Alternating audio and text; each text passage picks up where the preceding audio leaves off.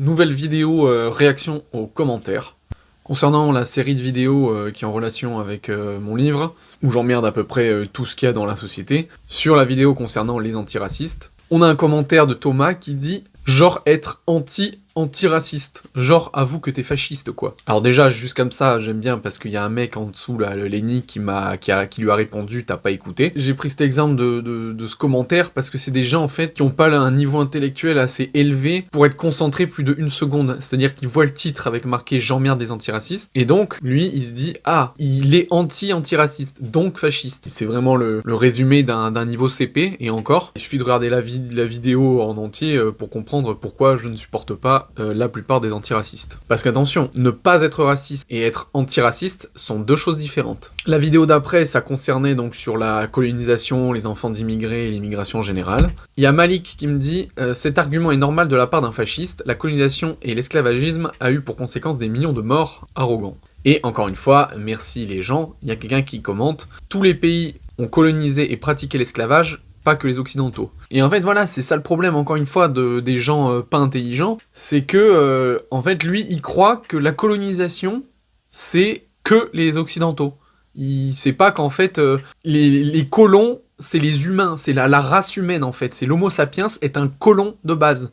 Depuis qu'il est sorti d'Afrique, et même en Afrique, hein, entre eux, les tribus, il a toujours colonisé les terres, au détriment de nombreux végétaux, puis au détriment de nombreux animaux, non humains, et enfin au détriment d'autres humains rivaux. C'est comme ça. Il faut pas dire que c'est bien, que c'est super, et je ne le dis jamais dans les vidéos, simplement c'est un fait. Et donc voilà, c'est universel. Là voilà, au moins c'est un beau discours bisounours, c'est dire on est tous des salopards. Il n'y a pas de couleur de peau. C'est l'homo sapiens qui est comme ça. Pourquoi c'est les occidentaux qui sont colons et pas les africains ou les américains avant les États-Unis? Mais parce qu'on était plus forts. En fait, il faut même pas chercher plus loin. Je veux dire, encore une fois, même un primaire, il peut te trouver la réponse. Que ces gens-là n'ont pas, apparemment. Parce que oui, la colonisation, c'est juste, t'es plus fort que l'autre, donc tu le bouffes. Et franchement, l'analyse, elle s'arrête là. Hein. Et donc oui, tout le monde a colonisé tout le monde à différentes périodes. Et je le dis en plus dans les vidéos. Donc enfin voilà, encore des commentaires inutiles.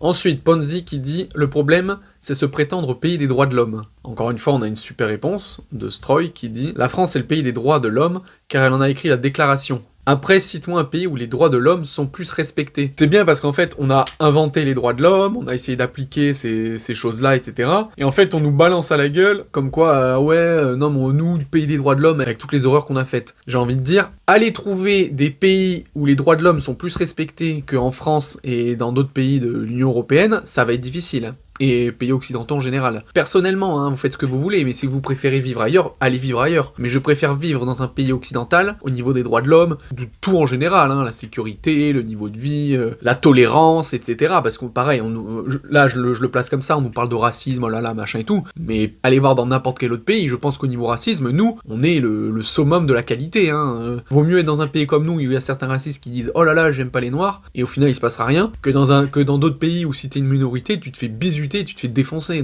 Donc effectivement, oui, on est le pays des droits de l'homme. Ensuite, MHD me dit « Il vante la colonisation et se plaint quand il voit des étrangers. » Alors, encore une fois, niveau intellectuel en dessous de 0, à aucun moment je ne vante la colonisation, mais vraiment jamais. Et c'est pour ça que je suis à 100% derrière la Palestine face à Israël. Je suis absolument anti-colonisation. J'explique que la colonisation est une normalité à l'échelle historique humaine, et que c'est bien d'évoluer, de changer, parce qu'on est passé de l'état sauvage à un état civilisé, etc. Mais voilà, j'explique. Et du coup, après, il se plaint quand il y a des étrangers. Bah oui, c'est pas la même chose. Et puis, même si j'étais pour la colonisation, même si je vantais la colonisation européenne, bah oui, l'un n'empêcherait pas l'autre. En tant que conquérant, vainqueur, supérieur, etc. Je serais content d'envahir d'autres pays pour acquérir de nouvelles terres, de nouvelles richesses. Mais ça n'empêcherait pas que je ne voudrais pas d'étrangers que je n'aime pas chez moi. Même utiliser cet argument, ça a aucune valeur en fait. Enfin, nous avons Warner qui nous dit « Va dire ça dans les cités si tu en as », sous-entendu des couilles. Et ensuite, il répond à son propre commentaire « Tu es libre de comprendre ce que tu veux ». Il est en train de prouver ce que je dis dans les vidéos en disant que dans les cités, etc., c'est tous des merdes, hein, ceux qui foutent la merde. Et en fait, fait, il dit, va dire ça dans les cités s'il y en a. Mais justement, son sous-entendu, c'est pour ça qu'il précise en commentaire, tu es libre de comprendre ce que tu veux, mais parce qu'en fait, il essaye de se dédouaner en disant ça, mais je veux dire, en disant, va dire ça dans les cités si tu en as, ça sous-entend que si j'y vais, je vais me faire défoncer. Donc, il me donne raison. C'est ça qui est excellent, c'est que même des abrutis qui veulent essayer de te démonter et être contre toi au niveau argumentatif, en fait, ils se font eux-mêmes sapoucou. Ils me donnent gain de cause, en fait. Tu viens d'acquiescer à ce que j'ai dit, en fait, dans ma vidéo. Enfin, donc, sur la série de mes vidéos en rapport avec mon livre, là, c'est là où je parle de la religion et de la laïcité. Nous avons Ferro qui nous dit « Alors pour info, la Bible n'est pas un livre, mais plus de 50 livres regroupés. Ces livres sont écrits sur plus de 1000 ans d'intervalle sans se contredire. » Mais s'il vous plaît, mais... réfléchissez avant d'écrire. Selon lui, la Bible, ce n'est pas un livre, mais 50 livres regroupés. Mais continue ta phrase. C'est 50 livres regroupés en quoi? En un livre. Ça a été écrit sur plusieurs périodes, etc. Mais ça reste un livre. En fait, c'est que les gens, ils ont besoin d'être dans la contradiction permanente, même quitte à avoir tort. C'est-à-dire que là, le mec, il arrive à dire une absurdité comme quoi, apparemment, la Bible, c'est pas un livre. Et enfin, 1000 ans d'intervalle sans se contredire, no comment. Vous lisez les textes des apôtres de Jésus, où en fait, à chaque fois, ils racontent la vie de Jésus, comment chacun l'a vu, et c'est marrant, c'est que apparemment ils ont vécu la même chose, vu qu'ils ont tous vécu avec Jésus, et ils racontent des scènes différentes, même au sein même de la Bible, et au sein de ces apôtres, Jean, Matthieu, etc., qui disent qu'ils ont vécu des scènes avec Jésus, ne sont pas pareil, au sein même de ce qui est écrit dans la Bible. Donc voilà, au niveau contradiction, on est pas mal. Ensuite, concernant la vidéo, troller TPMP, oui, mais dans ses règles. J'avais reçu plusieurs commentaires qui disaient TPMP a toujours invité des handicapés, je viens de temps en temps dans le public, mais à chaque fois il y a des personnes en situation de handicap, etc. C'est pas faux, mais il y a toujours des personnes en situation de handicap, bref. C'est une séquence où Hanouna s'est fait troller par un TikToker et tout ça en disant que son émission c'était de la merde, parce qu'en fait au début il se fait passer pour un handicapé, le mec qui troll. L'excuse de TPMP et de Hanouna, c'était dire oh c'est pas bien d'avoir fait ça, vous vous êtes fait passer pour des handicapés. Et là je disais que c'était la plus grosse des conneries, et en fait à un moment donné, pendant qu'il essaye de se dédouaner, de dire oh c'était nul cette blague, parce qu'en fait ils se sont fait défoncer, c'est qu'en fait le lendemain, ils ont redébriefé de ce passage, TPMP, ils ont dit oui nous on invite tout le temps des handicapés et tout. Et en fait dans la séquence, il y a un mec mais qui est genre tétraplégique dans un méga fauteuil, et ils font un plan large et on le voit vraiment il prend toute la place quoi sur le plateau, le mec handicapé. Je sais bien que souvent il y a des handicapés qui sont invités sur le plateau. Et j'ai pas dit qu'il y avait jamais un handicapé, c'est juste que là, sur la séquence, et c'est clairement fait exprès, ils ont fait exprès d'inviter ce mec, cet handicapé, pour leur séquence, pour dire, regardez, on invite toujours des handicapés. Donc voilà, c'est juste ça a été mal compris, parce que je disais pas qu'il y avait pas d'handicapés à TPMP. Concernant la vidéo, à propos de la violence par rapport aux bus, les chauffeurs de bus qui se font défoncer par des enculés, nous avons Bella qui nous dit, je confirme, je suis caissière, tous les métiers dans le service, etc., qu'il y a de la violence. Par contre, je ne suis pas d'accord avec toi, ça vient surtout d'un ras-le-bol général du peuple français qui se fait saigner par le président. L'augmentation des prix, Covid, peur générale de l'état de la société, une prise de confiance dans l'irrespect. Ben en fait non, là je suis absolument pas d'accord. La violence du côté président, augmentation des prix, la société et tout, ça c'est une violence sociétale, c'est une violence de classe. Pauvres ou les modestes qui sont en train de subir comme des merdes face à l'élite, au gouvernement, aux riches et tout. Et ça c'est pas du tout la même violence. Et ça, c'est pas l'insécurité. Les gens qui sont riches et tout, ils ne foutent pas la merde. Ils ne foutront jamais la merde au niveau sécurité, dans la rue et tout. Parce que de toute façon, ils ont pas intérêt à ça. Et donc le peuple qui est donc logiquement dans la merde et qui est pas content et tout, ils vont pas se tabasser entre eux. Si ils ont quelque chose à faire, c'est contre le gouvernement. Donc là, l'insécurité, la violence qu'il y a dans les bus, les mecs qui tabassent les chauffeurs de bus, c'est pas à cause de l'augmentation du prix de l'essence, hein. C'est des racailles, des salopards, bien souvent du coup, j'en parle dans la vidéo, d'origine étrangère, mais c'est un fait en fait. Et puis ce qui est bien, c'est que même là, dans la séquence, le mec, c'est un noir, le chauffeur de bus, donc je veux dire, à moins qu'il soit auto-raciste, au moins voilà, il dit une vérité. Et de toute façon, il y a plein d'images, hein, de preuves où ils sont tabassés en bande, et c'est tout le temps ça. Vouloir se cacher les yeux et ne pas dire les choses, la vérité, c'est ça qui est insupportable. La violence, elle augmente, mais selon elle, non, c'est un truc de société, ça n'a rien à voir avec le fait que ça soit à cause des racailles et compagnie qui en ont limite rien à foutre en fait de l'augmentation des prix. Enfin, c'est vraiment énervant d'avoir ce genre de message. Hein. Nous avons aussi un commentaire de Chachou Chachou qui me dit « Pauvre type, la majorité des chauffeurs de bus sont des immigrés, vous n'êtes pas logique dans vos propos. » Mais ça c'est la plus grosse blague. Et c'est triste, mais c'est des gens de gauche, parce que généralement ils sont beaucoup plus cons que les gens de droite. Là, il est en train de dire « La majorité des chauffeurs de bus sont des immigrés, donc je ne suis pas logique dans mes propos. » Or, je parle et je reprends ce que le chauffeur de bus immigré dit, à savoir que justement la violence elle explose et qu'il se fait défoncer, et en l'occurrence on voit dans les images, l'esclavage par des immigrés aussi. En fait, c'est ça qui est dingue, c'est que ces gens-là, ils nient, c'est des négationnistes, ils nient la réalité en fait. Ils vivent dans une idéologie de bisounours bobo et ils refusent de voir la réalité. Et la réalité, c'est que c'est des immigrés qui tabassent des immigrés, donc en l'occurrence des putains de racailles qui tabassent des honnêtes chauffeurs de bus. Mais c'est pas une question d'être logique ou pas, c'est un fait. Je dis pas que c'est logique de faire ça, c'est juste un fait. Donc en fait, le commentaire, mais il me sidère, vraiment il me sidère. Parce que je dis que c'est les immigrés qui font de la merde et qui augmentent la violence et qui tabassent des chauffeurs de bus, c'est pas logique parce que les chauffeurs de bus sont des immigrés. Mais waouh!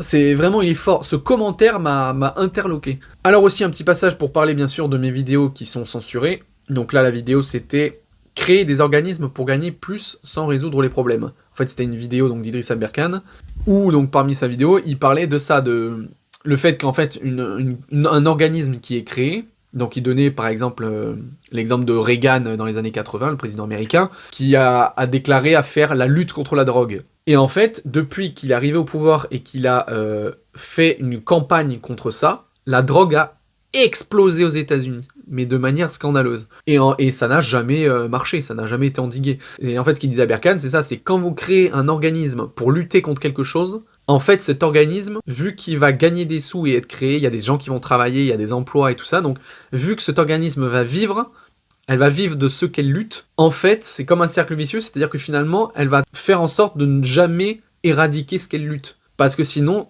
elle-même va se désintégrer. Donc c'est assez cynique hein, comme truc, mais... Enfin voilà, ça dit juste ça dans la vidéo. Hein. Mais enfin voilà, et donc elle a été censurée. Donc j'ai contesté, mais... C'est marrant parce que voilà, encore une fois, hein, on critique la Chine hein, en disant « Oh la Chine, ils sont censurés, le peuple, il peut pas rien voir. » Mais bon, là c'est exactement pareil, hein. C'est un autre niveau, mais c'est pareil. Genre là...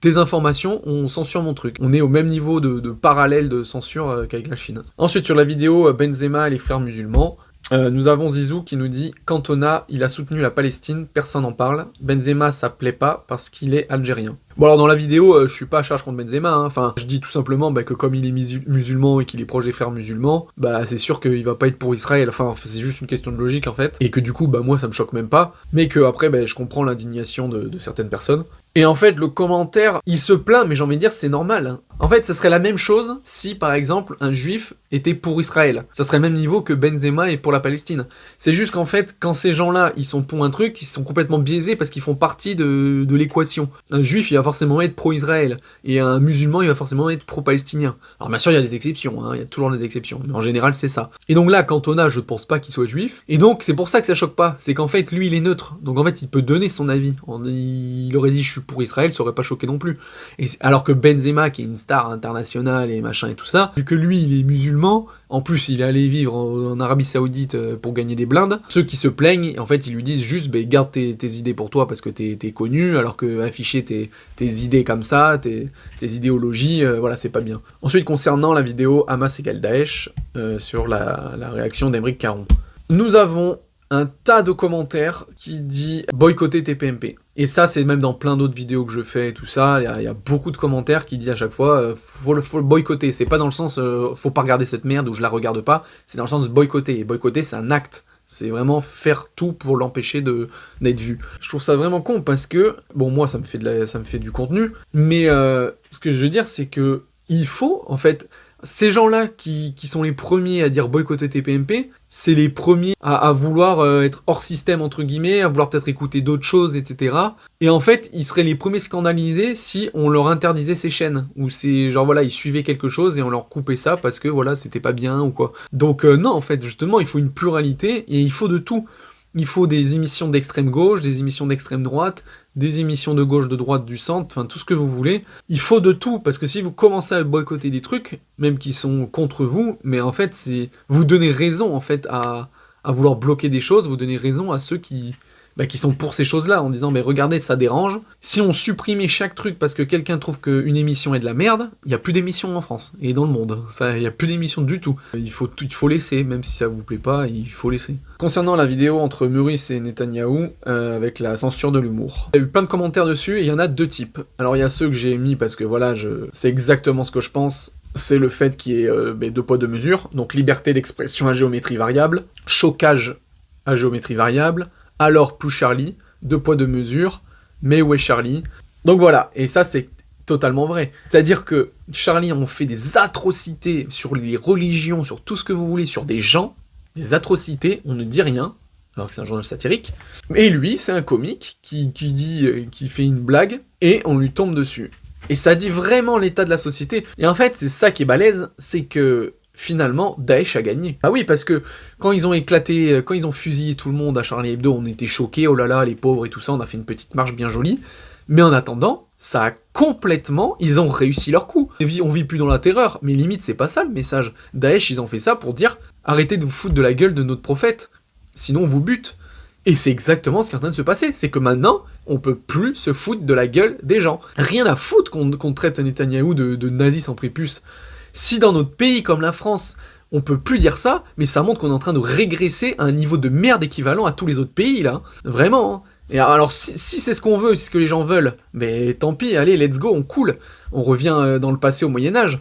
Mais si on a voulu évoluer justement pour se dire, il y en a marre de tous ces pets de cul de religieux de merde, hein, qui sont bloqués, qui savent pas s'ouvrir et qui ont pas un esprit ouvert, et du coup, qu'on peut faire des blagues comme on veut, etc., du moment que ça reste dans un cadre justement comme ça, humoristique, ce qui est le cas, hein, avec Meurice, qu'on aime ou qu'on n'aime pas, et c'est pour ça que je vais en venir au deuxième commentaire, ceux qui disent, très drôle et tellement vrai, et moi je l'ai trouvé drôle la vanne, bravo, j'adhère et tout. Mais même eux, putain, mais ils ont rien compris. On s'en branle, en fait, qu'on aime ou qu'on n'aime pas, ou que ça soit drôle ou que ça soit pas drôle. C'est pas la question. Encore une fois, si on doit juger par l'humour, mais c'est trop subjectif et il y aura jamais une unanimité. C'est pas une question que ça te fasse rire ou que ça te fasse pas rire. C'est dans un cadre comique humoristique, on a le droit de dire des choses. Si c'était une émission sérieuse, bien sûr, ça passerait moins de faire cette vanne. Mais voilà, c'est comme Charlie Hebdo. Putain, on a marché, on s'est offusqué de ça, oh là là, je suis Charlie et tout ça, hein, il y a eu 10 000 dessins, 10 000 gens qui l'ont posté et tout, mais bizarrement, quelques années après, plus personne n'est Charlie en fait. Et du coup, ça donne raison à pas mal de musulmans et surtout à Daesh.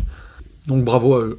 La vidéo sur pro-Israël contre pro-Palestine, il y a El Chauto qui me dit « Mais du coup, tu penses quoi des résistants français? C'était du terrorisme ?» Je disais que ça dépend du point de vue, terrorisme et résistance, c'est-à-dire que t'es résistant dans ton camp. Par exemple, les Français, on s'appelle résistants parce qu'on a gagné la guerre, hein, et qu'on est content de s'appeler comme ça, mais du point de vue des nazis, on était sûrement des putains de terroristes, hein. Enfin, les résistants étaient des putains de terroristes pour eux. Et donc comme là, le Hamas, pour eux, c'est des résistants, ils résistent aux colons envahisseurs. Les autres, bon, les juifs en premier, les appellent terroristes, parce que, enfin voilà, ils font des choses horribles. Après, ce qui est aussi à préciser, c'est que le terrorisme, c'est un moyen, c'est-à-dire qu'on peut être résistant sans faire du terrorisme, et on peut être résistant en faisant des actes terroristes. C'est pas forcément deux notions à opposer. Les résistants français, oui, pour moi, c'est des résistants, parce qu'ils ont résisté à l'envahisseur allemand.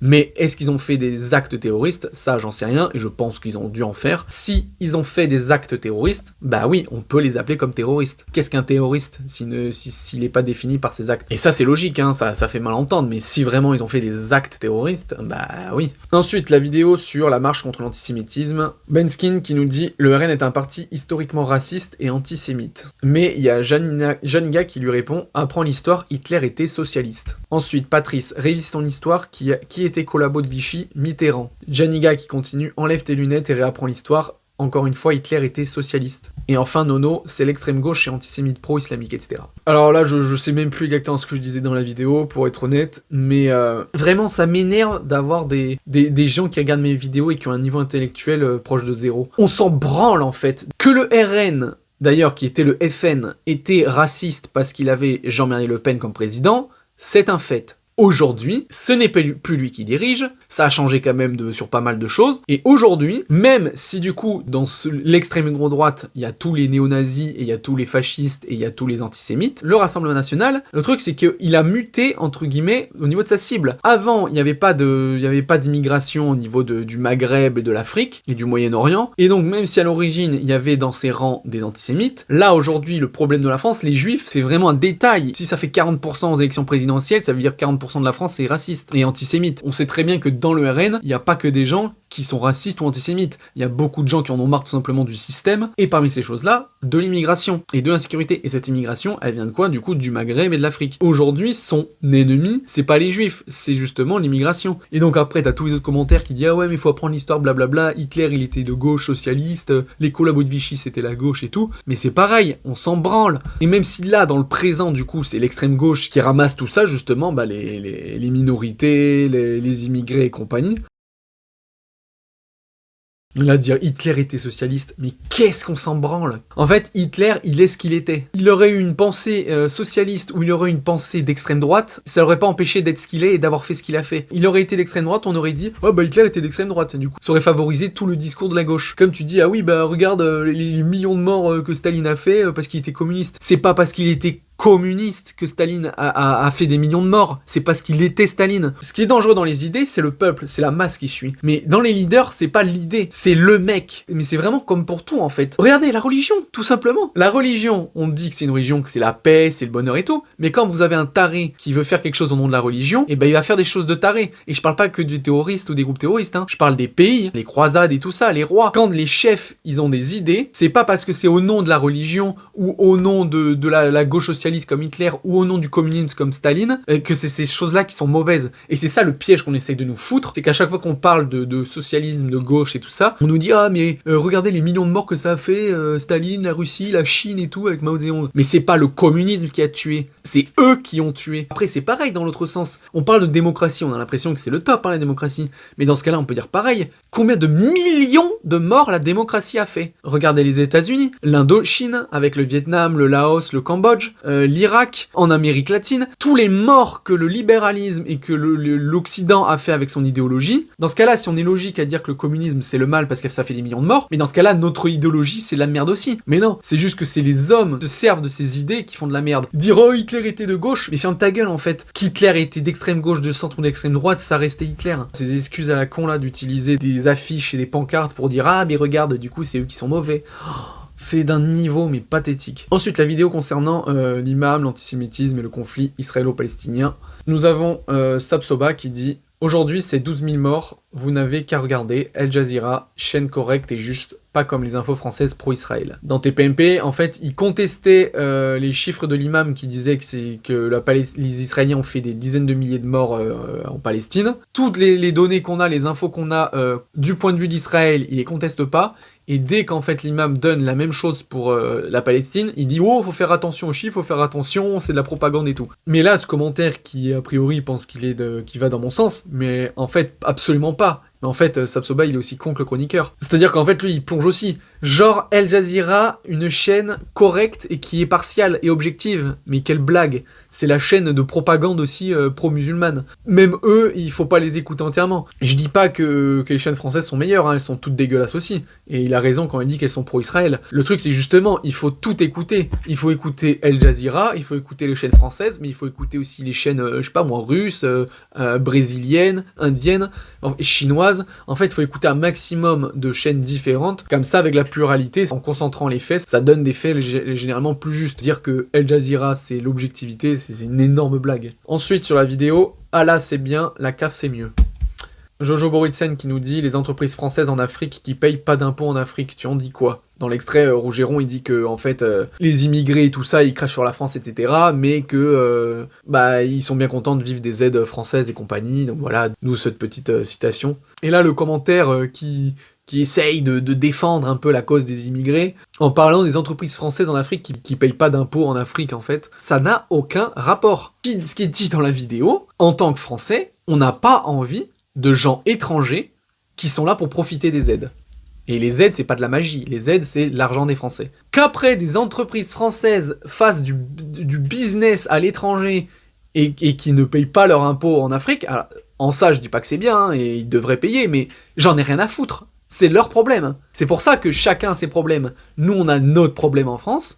Eux, ils ont leurs problèmes. Mais les Africains, ils ont qu'un les tèges. Ils ont qu'un les foutre dehors des entreprises françaises. Faire en sorte de les faire payer. C'est pas notre problème. C'est le problème des Africains. Mais nous, enfin en l'occurrence lui dans la vidéo, et je partage son avis, on n'est pas d'accord avec ça. Pour ça, son commentaire n'a aucun poids par rapport à ce qu'il dit dans la vidéo, quoi.